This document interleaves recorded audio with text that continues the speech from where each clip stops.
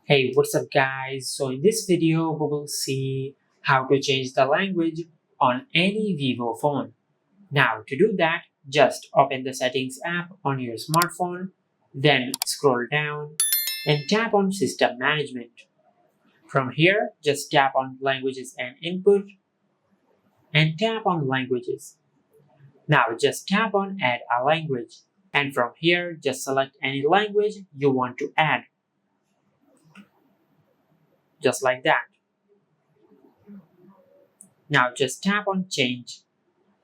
Now if you go to your home screen, you can see that we have successfully changed the language on our smartphone.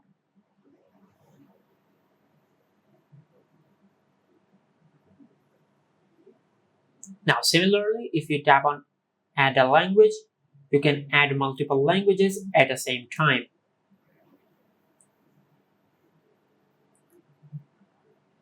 Just like that.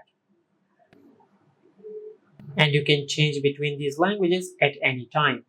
Now to remove the added languages, just tap on the edit button at the top right of your smartphone.